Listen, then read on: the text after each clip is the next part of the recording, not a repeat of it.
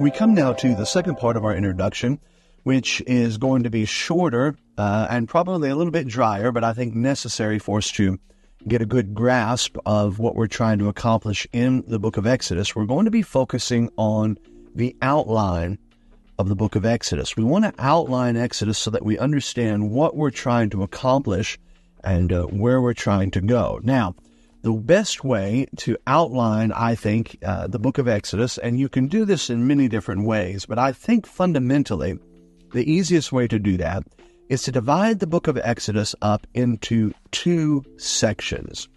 So you would have two sections. The first section would be dealing with Israel's deliverance from Egypt. That is chapter 1 through 18. We'll come back to that in just a moment. And then the second section would be Israel's separation to God, chapter number 19 through 40. So there seems to be that natural break there because you pick up the story of Exodus, Moses, his own exile, then he comes back, the battle and the contest between him and Pharaoh, and then, of course, the great night of the Passover, and then their march as they come to the Red Sea, and then even post-Red Sea. And then there is a distinct break as they enter now into the Mosaic covenant and under the dispensation of law, beginning in chapter number 19 and forward you go. So we're going to be looking at these two sections and we're going to be breaking them down, and it's necessary because there's so much meat on the bone. We want to be able to put this into bite-sized format. So we start with the first section, Roman numeral 1, is Israel's deliverance from Egypt, chapter 1 through 18. And there are four sections underneath this first part. Section A is bondage, dealing with the Egyptian oppression of Israel, and that is chapter number 1. Now, there's a lot of good instructive material there. There's a lot of interesting material that is out there that you can study on that. The second is B, the preparation for deliverance. Now, that is going to be chapters 2 through 6. And in that, you're going to be reading about the birth and training of Moses. You're going to be reading about the calling of Moses, specifically in chapter 3 and 4. And then you're going to be reading about the mission to Pharaoh given to Moses by God in chapter 5 and 6. Now, in the call of Moses, I want to highly recommend that you read the book of Hebrews, chapter 11, and what it has to say about Moses. And then likewise that you read the book of Acts, chapter 7, where it talks about Moses being a man that was mighty in word and in deed. We'll get to that later on, but that is an interesting statement and gives us some insight into the cost and the sacrifice that Moses made to be a follower. So just to recap very quickly, we're talking about the first major Roman numeral section chapter 1 through 18, and there are four divisions in that. The division of bondage, which is chapter 1, then the division of preparation for deliverance, that's chapters 2 through 6. Then we come to C, the conflict with Pharaoh. That would be chapters 7 through 12. And man, what an unbelievable story. What an unbelievable scene we see. And again, I want to highly suggest that you spend time putting flesh and blood on these men. What an amazing sight to imagine. Here comes Aaron and Moses walking in, and think of all the years. There was a time when Moses walked the halls of the palace of Pharaoh, not as an exile, not as a Jewish revolt leader, but as a son of Pharaoh, an adopted son of Pharaoh. And I think it's possible to think that there were a lot of hopes and dreams pinned on him. Remember, there was a real problem because the Egyptians knew that the Jews were multiplying. But here was a man that could bridge the gulf, a man that could unite the Jew and the Egyptians into one amalgamated people. All of those expectations came crashing down. And now Moses has been gone for 40 years.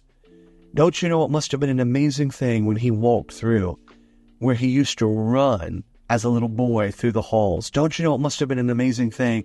And as he walked down the great halls there of Pharaoh, the whispers. That's Moses. That's the drawn-out one that was rescued. Must have been an amazing sight. And there's that Pharaoh, all the power in the world, the magicians, the atmosphere electric with the demonic activity of the magic and the powers that be. So when you read that, slow down and recognize and see what's happening there.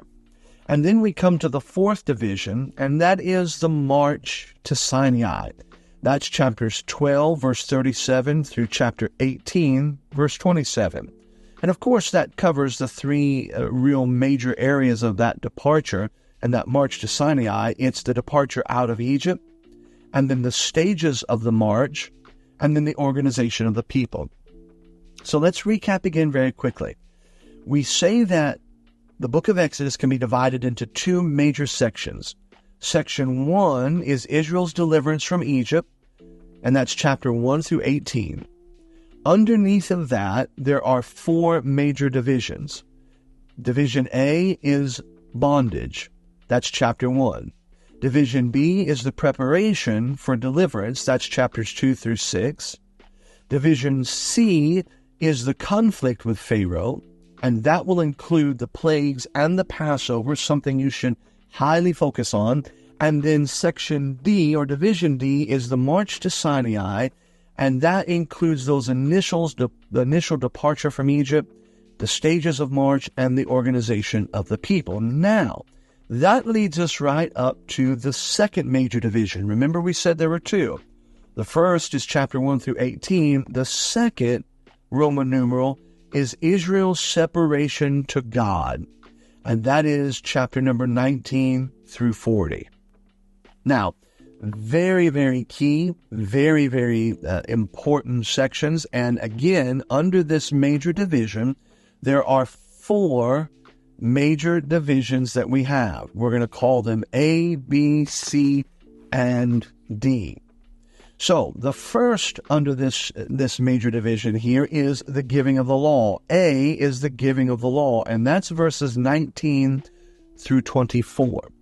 Now that is a very important section because there is a change now in the dispensation. Remember, we are dispensationalists. We believe that God deals with different people at different times in different manners. No harm, no foul. That's a vital necessity to rightly dividing the word of truth. So, section A is chapter 19 through 24, the giving of the law. You want to read more about that in John chapter 1. You want to read more about that in the entire book of Galatians, and then Romans chapter number 10. And right underneath of that is also the 10 Commandments. Very, very vital. There's also the civil law that's given under that and the covenant law. So let's give a quick recap. The first major section is Israel's deliverance from Egypt. That's chapters 1 through 18. And then there were four major divisions under that. The second big division is Roman numeral number 2, Israel's separation to God, chapter 19 through 40. And there are four major divisions under that. The first division, A, is the giving of the law. And you're going to see there the manifestation of God, the 10 Commandments, the civil law, the covenant law. Now, the next division under that is B, and that is the instructions for the tabernacle. And that's going to be chapters number 25 through 31. Now, the truth is, as I mentioned already in a previous introductory recording, this could and should be an absolute stand-alone study. I don't know that there is a more exhaustive type of Jesus Christ than the tabernacle anywhere in the Bible.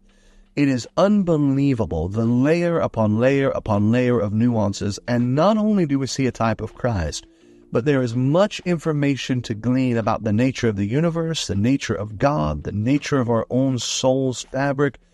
That tabernacle, mentioned in great detail here, and again in the book of Hebrews, which you should be studying, is an unbelievably worthwhile study because it tells us so much about Jesus. So when you're looking at that, you're going to see that it's going to be talking about the vessels and structure of the tabernacle. It's going to be talking about the garments and the consecration of the priests that serve in the tabernacle, and then the service of the tabernacle itself. The next division we come to is Division C. We had A, the giving of the law, chapter 19 through 24. We had B, the instructions for the tabernacle, chapter 25 through 31. And now we come to C, Israel's sin and restoration. Now, this is a very interesting passage of Scripture. It is a very, almost a parenthesis sort of an event that takes place in the life of Israel. While Moses is on Mount Sinai, the children of Israel revert to their old ways. And it's important to understand that though the children of Israel were God's chosen people, they had been enculturated in Egypt. You don't spend 400 years down there and not pick up a thing or two from Egypt. And so they were by no means fully developed in their sanctification. And the truth be told, I don't know that they ever did fully reach their development in sanctification, except possibly under the rulership of David. They sinned against God. They convinced Aaron to make a calf. And they begin to turn against God. And what you have in chapters 32 through 34 is Israel's sin and restoration. Now, it talks about the sin of the people. It talks about the renewal of the covenant, and specifically in chapter 32, verse 30 through 33, verse 23, it talks about the intercession of Moses. This is a deeply devotional passage dealing with the need of God's presence in our life and among us. And boy, if you're a preacher or a teacher or a minister of any kind, there's a lot of good devotion material and prayer. More than anything else, what we need is a practiced, intentional awareness of God's presence in our midst. And so there's great material there. Now, the fourth major division is the construction of the tabernacle, and that is chapters 35 through 40. So to recap, we've got two major divisions of the book.